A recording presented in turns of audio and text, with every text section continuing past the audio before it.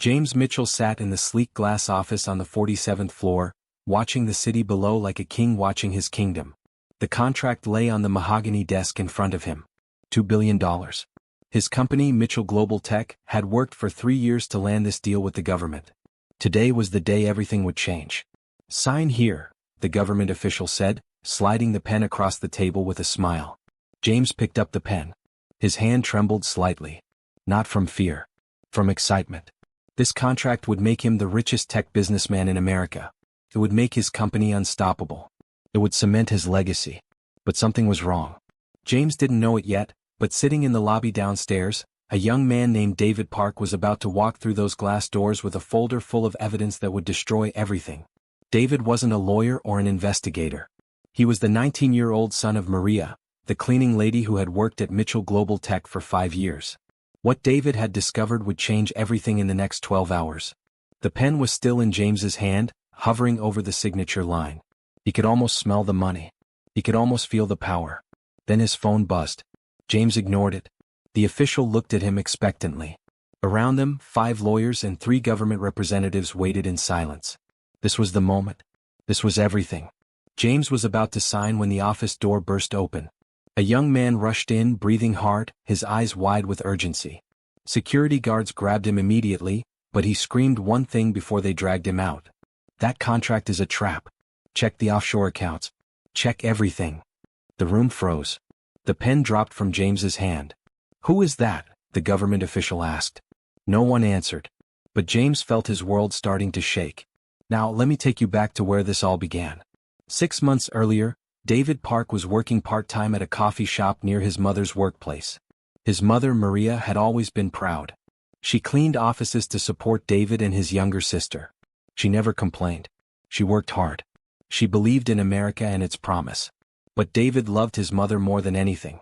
So when his mom mentioned that her boss, James Mitchell, was always stressed about some big deal, David listened. When she said James would sometimes talk on his phone about moving money around and hiding investments, David paid attention. David was smart. He went to community college for business administration. He understood how money worked. He understood companies and contracts. And something his mom said didn't make sense. "Mom, why would they move money around?" David asked one evening at dinner. Maria shrugged. She didn't want to talk badly about her employer. But David couldn't stop thinking about it. Then one night everything changed. Maria came home sick. Her stomach hurt badly. She asked David to bring her some files she had left at the office. She needed them for health insurance paperwork. David went to Mitchell Global Tech to pick them up. It was late. Almost 9 o'clock at night. The office was nearly empty. David went to his mom's cleaning supply closet to find the files. But when he opened the back wall, he found something else. A small locked box. Inside the box were papers. Lots of papers. David shouldn't have looked. But he did. And what he saw made his blood turn cold. The papers showed payments to secret accounts. The papers showed fake invoices. The papers showed that James Mitchell had been stealing money from the government contract for months. Even before signing it. The contract that hadn't even been approved yet. Millions of dollars. Hidden. Stolen. David's hands shook as he read. This wasn't just business. This was crime. This was fraud. This was his mother's boss breaking the law on a massive scale. David took photos of everything with his phone. He didn't know what to do. Should he tell his mom? Should he go to the police? Should he stay quiet and pretend he never saw anything? But David thought about his mother. His honest, hard-working mother who cleaned offices for barely enough money. His mother who believed in doing the right thing. His mother who had raised him to be better than corruption. David made a choice. He walked downstairs to the security desk. The guard knew him from his mom's stories. David asked to speak to someone about a serious problem. The security guard looked confused, but he made a phone call. 20 minutes later, David was sitting in a small room with an FBI agent named Thomas Brady. David told him everything. He showed him the photos. He explained what he found. Agent Brady's eyes got very serious. "You understand what you're telling me?" he asked. "My mom's boss is stealing from America," David said simply. Agent Brady leaned forward. His face was calm, but David could see the tension in his jaw. "Show me everything," he said. David pulled out his phone and scrolled through the photos.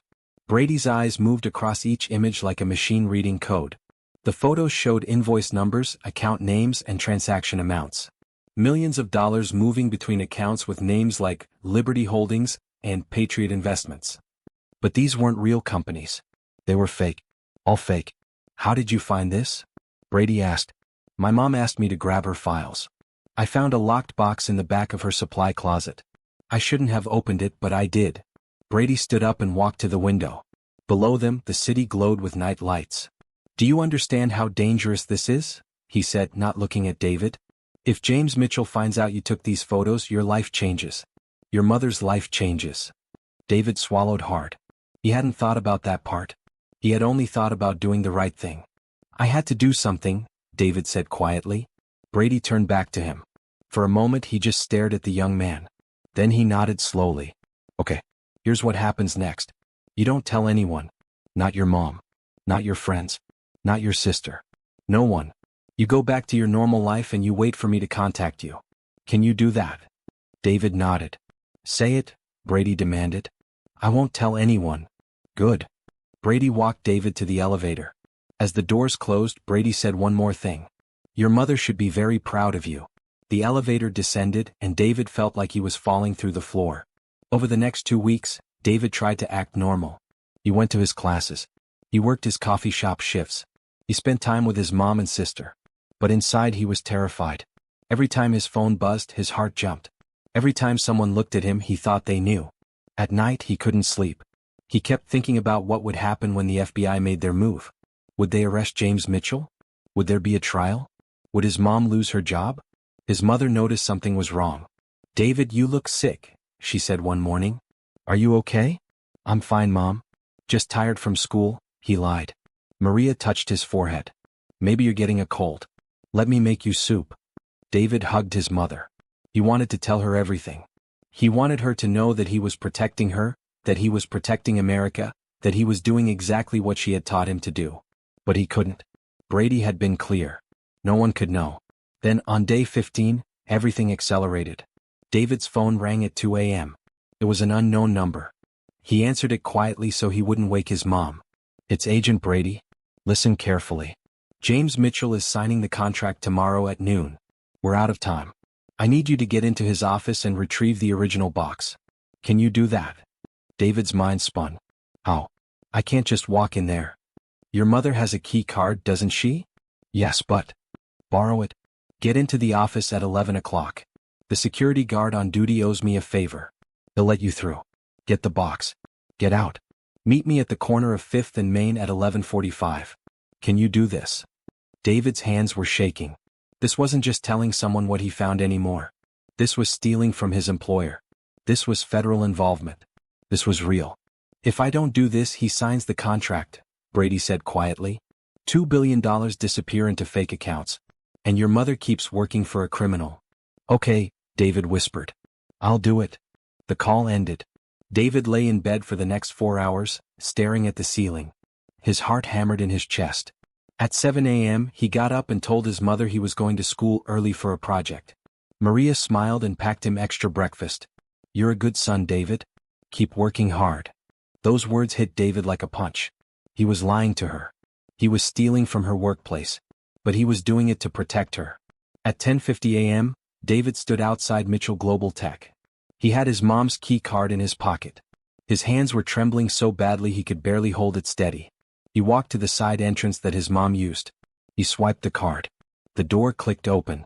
The elevator took him to the 47th floor. His heart was pounding so loud he thought security cameras could hear it. The office was quiet. Most people were in meetings or at lunch. David moved quickly down the hallway to the cleaning supply closet. He opened it. The box was still there, exactly where his mom had hidden it. David grabbed it. But as he turned to leave, he heard something that made his blood freeze. Voices. Coming closer. Multiple voices. And one of them was James Mitchell. I'm telling you the contract is airtight, James was saying. By this afternoon I'll be a billionaire. No one can stop this now. David's mind raced. They were coming toward the closet. He looked around desperately. There was nowhere to hide. Nowhere to run. The voices got louder. The footsteps got closer. David held his breath and waited as James Mitchell and 2 other executives rounded the corner and stopped directly in front of the closet door. Time seemed to stop. James Mitchell's hand reached for the closet door handle. David's heart felt like it was going to explode out of his chest. He gripped the box tighter. In 3 seconds, James would open the door and see him standing there like a thief. Everything would be over. But then one of the executives spoke. "Sir, we need to review the final documents before the signing. The lawyers are waiting in the conference room." James paused. His hand was still on the handle. David could barely breathe. "You're right," James said. He pulled his hand away from the door. "Let's go. I want this perfect. In a few hours, history is made." The 3 men walked away, their voices fading down the hallway. David waited 30 seconds. Then he moved. He didn't walk. He didn't run. He forced himself to move casually, like he belonged there, like he was supposed to be carrying a locked box out of the building at 11 o'clock in the morning. The elevator ride down felt like it took an hour. When the doors finally opened on the ground floor, David saw the security guard looking at him. The guard was young, maybe 30, with tired eyes. He nodded slightly at David, just enough of a sign to confirm what Brady had said. The guard looked away. David walked out of the building and into the street. The sun was bright. The air was cold. He turned the corner onto Fifth Avenue and started walking toward Main Street. His phone buzzed. A text from an unknown number. "I see you. Keep walking." David kept walking. 2 blocks away, he saw a black car with tinted windows pulled over to the curb. The back door opened. Agent Brady was sitting inside, his face serious. David got in. The car immediately pulled into traffic. "Good work," Brady said, taking the box from David's hands. "You did what most grown men couldn't do." "What happens now?" David asked. Brady opened the box and looked at the papers inside. He smiled, not a happy smile but a satisfied one. The smile of someone who had been hunting for something and finally caught it. "Now," Brady said, "we stop James Mitchell before he signs that contract." Brady made a phone call. He spoke in code, but David understood enough to know that something big was about to happen. Within minutes, the car pulled up to a government building. Brady took David to a small office where there were 3 other agents and a man in an expensive suit who introduced himself as a federal prosecutor named Richard Hamilton. "This is David Park," Brady said. "He's the one who found the evidence." Hamilton looked at David with surprise. "You're just a kid," he said. "He's a kid who just stopped the largest government fraud in a decade," Brady replied. Hamilton picked up the papers from the box. His eyes scanned them quickly. Then his eyes went wide. "These are the original documents," he said. "These show everything. The offshore accounts, the fake companies, the wire transfers. This is perfect." Hamilton looked at his watch. It was 11:30 a.m. "The signing is at noon," he said. "We have 30 minutes. He picked up his phone and made a call. "Get a team to Mitchell Global Tech immediately. Do not let James Mitchell sign anything. I repeat, do not let him sign anything." The next 15 minutes were a blur. David watched as federal agents rushed around, making calls, printing documents, preparing paperwork. He sat quietly in the corner, still holding the box his mother had never meant to reveal. At 11:58 a.m., Hamilton's phone rang. He listened for a moment, then hung up. "They're in position," he said. "We have confirmation. James Mitchell is about to sign the contract." Everyone in the room went silent. Then Hamilton looked at David. "Come with me," he said. "What? Why?" David asked. "Because you should see this," Hamilton said. "You should see what happens when the truth wins." David wasn't sure if he should go, but he followed Hamilton out of the building and into another car. They drove toward Mitchell Global Tech. On the radio, David could hear encrypted police communications. Agents were in position. Everything was ready. The car pulled up to the building at 12:02 p.m. "We're too late," the driver said. "They're signing right now." Hamilton's face hardened. "Get us in there. Now." They rushed into the building and up the elevator. When the doors opened on the 47th floor, David saw James Mitchell through the glass walls of the conference room, pen in hand, leaning over the contract. Hamilton didn't wait. He pushed open the conference room doors and walked in like he owned the place. "James Mitchell, we need to stop," Hamilton announced. James looked up, confused. "Who are you?" "Security, get this man out of here." But before security could move, Agent Brady appeared in the doorway behind them, showing his FBI badge. 2 more federal agents appeared on either side of the room. The government officials at the table stood up in shock. "What is the meaning of this?" the lead government official demanded. Hamilton held up a folder. "The meaning is that James Mitchell is under investigation for federal fraud, money laundering, and conspiracy. This contract cannot be signed." It's being seized as evidence. James Mitchell's face went white. The pen dropped from his hand.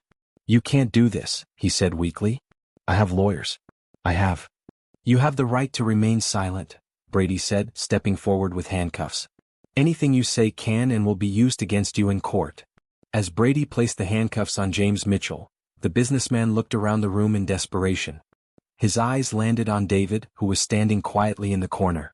Recognition flashed across his face. You! James screamed. You little...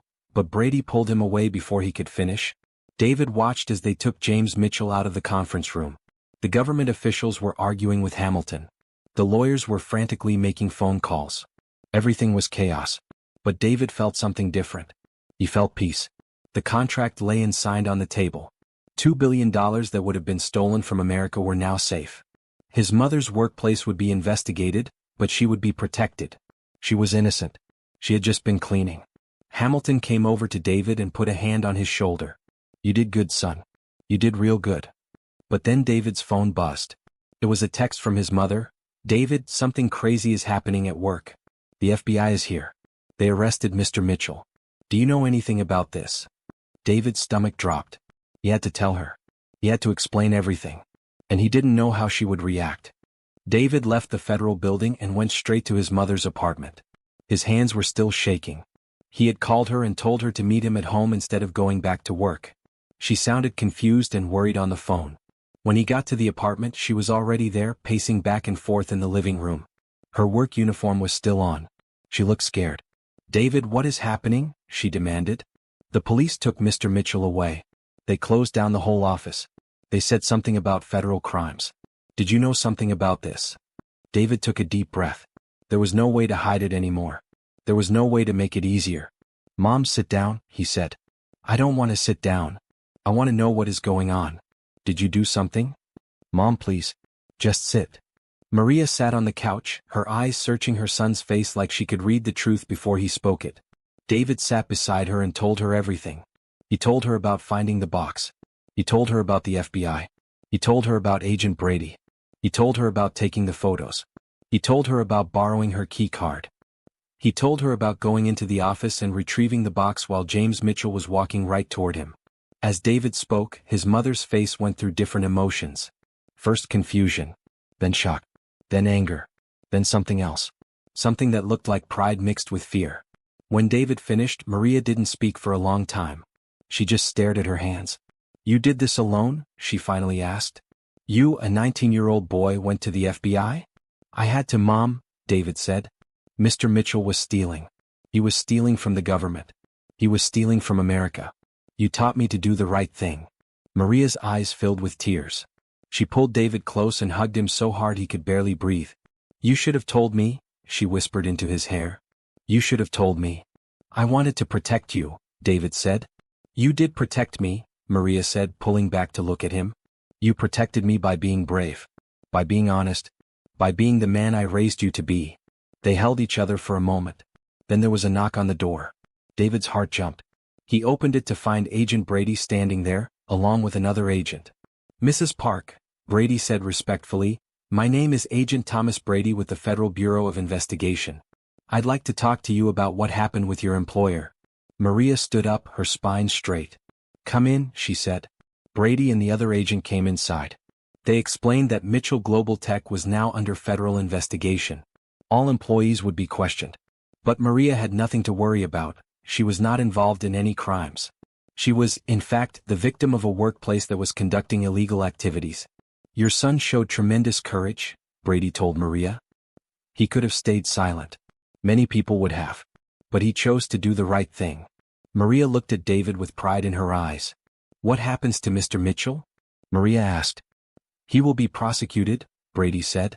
The evidence is overwhelming. He's looking at federal prison time, significant fines, and asset seizure. After Brady and the other agent left, David and his mother sat together. Maria made them tea the way she always did when something important needed to be discussed. You know this isn't over, Maria said quietly. Mr. Mitchell has money. He has lawyers. He might try to hurt you. The FBI is protecting me, David said. The FBI can't be everywhere, Maria replied. She was thinking like a mother now, worried, protective. We need to be careful. Over the next week, David tried to go back to his normal life. But everything felt different. He was no longer invisible. The story started leaking to the news. Local journalists found out that a teenager had exposed a $2 billion fraud scheme. They called his apartment. They tried to interview him. But Agent Brady told him to stay quiet. The case was ongoing. There would be time for interviews later. Then one day something unexpected happened. David was leaving his community college when a man in an expensive suit stepped in front of him. The man had cold eyes and an even colder smile. "David Park?" the man asked. "Yeah," David said, but alarm bells were ringing in his head. "My name is Richard Foster. I'm James Mitchell's lawyer. I wanted to talk to you about your testimony." David took a step back. "I'm not talking to you." "Oh, but you should," Foster said, blocking his path. "You see, what you did was destroy a good man's life. A man with a family. A man with a future. And for what? For some bureaucratic principle? For the government? For the truth?" David said. Foster stepped closer. "The truth is subjective, kid. But let me be very clear about something. If you testify against my client, you're making an enemy. And enemies can have very short memories. Accidents happen to people every day." David felt fear spike through his body. This was a threat. A direct, clear threat. "Are you threatening me?" David asked. "I'm giving you advice," Foster said with a smile that didn't reach his eyes. "Walk away from this. Tell the FBI you made a mistake. Tell them the evidence was planted.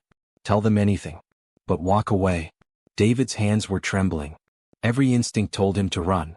But he thought about his mother. He thought about James Mitchell stealing $2 billion. He thought about all the people that money was meant to help. Teachers, roads, hospitals, veterans. "No," David said simply. Foster's smile disappeared. He stepped even closer, and David could smell his cologne and his anger. "Then you've made a very serious mistake." Before Foster could say anything else, a voice interrupted from behind David. "Problem here?" It was Agent Brady, who had apparently been watching David from across campus. He showed his badge. "Richard Foster, you're on very thin legal ice right now. Any more contact with this witness, and you'll be arrested for witness intimidation." Foster's face turned red. He walked away without another word. Brady put a hand on David's shoulder. "You okay?" David nodded, but he was shaking inside. This was different from before. This was dangerous. This was real. "Listen to me," Brady said. "Foster just made a mistake. He threatened you in front of a federal agent. That's evidence. That helps us. But it also means things are escalating. James Mitchell is getting desperate." "What does that mean?" David asked. Brady looked around the campus. Students were walking past them, completely unaware of what had just happened. "It means," Brady said slowly, "that desperate people do desperate things. You need to be very, very careful from this moment on. Because James Mitchell is about to go to trial, and you're the star witness. And desperate men don't like star witnesses." That night, David couldn't sleep. He lay in bed thinking about Richard Foster's threat. He thought about James Mitchell sitting in a jail cell, probably planning his next move. He thought about the trial that was coming. He thought about everything that could go wrong. Then at 2 a.m., David heard glass breaking in the living room. His eyes snapped open. Someone had thrown something through the window. David got out of bed quietly and crept to the living room. In the moonlight he could see a brick on the floor. And attached to the brick was a note. With shaking hands, David picked it up and read the message. His blood turned to ice. The note read, "Drop your testimony or your mother gets hurt. You have 1 week." David's hands went numb. He read it again. And again. The words didn't change. The threat was real. He heard footsteps. His mother was coming down the hallway, awakened by the sound of breaking glass. "David, what happened?" Maria rushed to him and saw the brick in the note. Her face went pale. "Oh my God. Oh my God." David grabbed the note and the brick. "Don't touch it," he said. "The police need to see this." 15 minutes later, Agent Brady was at their apartment with a forensics team. They photographed everything. They took fingerprints from the brick. They marked the note as evidence. "This is serious," Brady said, his jaw tight with anger. "This is federal intimidation. This is crossing a line we don't come back from." "What do we do?" David asked. Brady was quiet for a moment. Then he made a decision. "We go on the offensive," he said. "We don't wait for Mitchell to make another move. We move up the trial date. We force him to defend himself. And we make sure the judge knows exactly what kind of man we're dealing with." Over the next 3 days, Everything moved fast. Federal prosecutors filed papers with the court. They argued that James Mitchell was a flight risk and a danger to witnesses. They requested an emergency hearing. James Mitchell's lawyer, Richard Foster, fought back hard. He denied everything. He said Mitchell was innocent. He said the evidence was tainted. He said David Park was a disgruntled ex-employee trying to frame his client. But the judge wasn't convinced. The judge looked at the threatening note. The judge looked at the brick. The judge looked at Richard Foster's earlier intimidation of David. Bail is denied, the judge ruled. James Mitchell will remain in federal custody pending trial. Mitchell's face broke apart when he heard the ruling. He looked like a man who had just realized his entire life was over. But the case wasn't finished. The trial was set for 3 weeks away. During those 3 weeks, David had to prepare his testimony. Prosecutors worked with him constantly. They asked him questions. They prepared him for cross-examination. They made sure he knew exactly what he would say on the stand. David also had police protection. Officers followed him to school. They watched his apartment. They made sure no one else tried to intimidate him. His mother was scared. She had lost her job at Mitchell Global Tech. The company had essentially shut down during the investigation. But she was also proud of her son. She told everyone who would listen what David had done. Then the day came. The day of the trial. David walked into the federal courthouse with his mother on one side and Agent Brady on the other. News cameras were everywhere. Reporters shouted questions. But David kept his head down and walked straight ahead. Inside the courtroom, James Mitchell sat at a table with his lawyers. He looked smaller than he had before. Prison had taken something from him. His expensive suit hung loose. His face was pale. But when he saw David, his eyes flashed with rage. The prosecutor called David to the stand. "State your name and occupation," the prosecutor said. "David Park." "I'm a community college student," David answered, his voice steady. "Tell the court how you came to discover evidence of fraud at Mitchell Global Tech." David told the story. He told about finding the box. He told about the fake companies and the stolen money. He told about the photos. He told about retrieving the original documents from the office. Richard Foster stood up for the cross-examination. He tried to make David look like a liar. He tried to suggest that David had planted the evidence. He tried to make David seem like a disgruntled employee. But David didn't break. He had practiced for weeks. He knew his story was true. "You're just a kid trying to make yourself important," Foster said angrily. "You're trying to destroy an innocent man to get attention." "No," David said calmly. "I'm trying to tell the truth." The courtroom was silent. Then one by one, other witnesses took the stand. The FBI agents who had investigated the crime. The accountants who had traced the money. The government officials who had almost signed the fraudulent contract. All of them confirmed what David had found. The evidence was overwhelming. On day 5 of the trial, the prosecutors rested their case. James Mitchell's lawyers called him to the stand. Foster tried to make his client look sympathetic. He asked soft questions. He asked Mitchell to explain away the fake companies. He asked Mitchell to deny the allegations. But when the prosecutors cross-examined him, it was devastating. They showed him the documents. They showed him the photographs. They showed him the bank records. James Mitchell had no answers. "Isn't it true that you created these fake companies to hide stolen money?" the prosecutor asked. "No," Mitchell said weakly. "Isn't it true that you were stealing from the government before you even signed the contract?" "No." "Isn't it true that you threatened a 19-year-old boy to keep him from testifying against you?" Mitchell's lawyer stood up and objected, but the damage was done. Everyone in the courtroom knew the answer. The jury deliberated for 6 hours. When they came back, the foreman stood up. "We find the defendant, James Mitchell, guilty on all counts," the foreman said. "Guilty of fraud. Guilty of money laundering. Guilty of conspiracy. Guilty of witness intimidation." James Mitchell's face collapsed. His expensive lawyers put their hands on his shoulders, but there was nothing they could do. The jury had spoken. The judge sentenced him immediately. 30 years in federal prison, the judge said. With no possibility of parole. Plus, the defendant will forfeit all assets obtained through criminal activity. This money will be returned to the United States government. 20 years of Mitchell's illegal wealth was seized.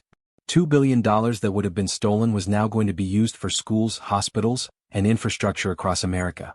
James Mitchell was taken away in handcuffs, his eyes burning with rage as he looked at David one final time. But David didn't look away. He held his ground. That night, David and his mother sat on the roof of their apartment building, looking out at the city lights. Maria had her arm around her son. "You did it," she said. "You really did it." "We did it," David said. "You taught me what was right." "No," Maria said. "You taught yourself to be brave. I'm just your mother. I'm just proud." The news stories came out the next day. Teenager exposes $2 billion fraud scheme. College student brings down tech executive. The cleaner's son who changed everything. But David didn't care about the headlines. He cared about one thing, that the truth had won. A week later, Agent Brady came to see David.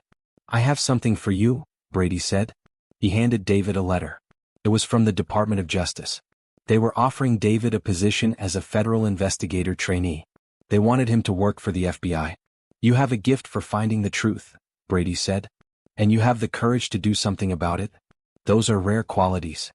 David looked at the letter. He looked at his mother. He looked at the city lights outside the window. "I want to go back to school first," David said. "I want to finish my degree. But after that, yeah, I'll do it." That night David couldn't sleep. But not because he was afraid. Not because he was worried. He was thinking about all the other people like James Mitchell. People who thought they were above the law. People who thought their money and power made them untouchable. He was thinking about all the people like his mother. People who worked hard and honestly and deserved better. And David Park, the 19-year-old son of a cleaning lady, made a promise to himself. He would spend his life making sure that the truth always won. No matter how powerful the guilty were. No matter how much money they had. Because David knew something that James Mitchell had never understood. Truth was more powerful than money. And justice was more powerful than fear. 3 months later, Mitchell Global Tech was permanently shut down. The company that had started with big dreams and ambitions ended in prison sentences and seized assets. Richard Foster, Mitchell's lawyer, was disbarred for witness intimidation and conspiracy. David continued his studies at community college.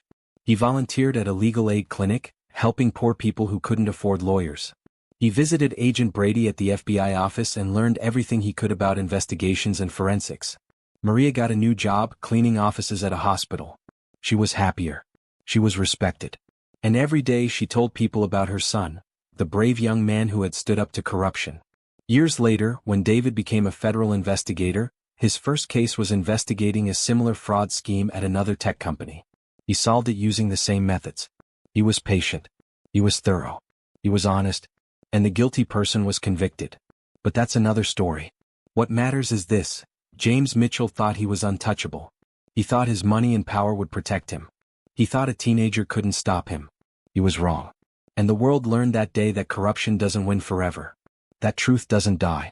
That one brave person, no matter how young, no matter how poor their family, can change everything. This is the story of David Park. The cleaner's son who exposed the American trap. The teenager who brought down a $2 billion fraud. The young man who proved that justice always finds a way. And it all started with a locked box in a supply closet. A box that was never supposed to be found. A box that changed everything.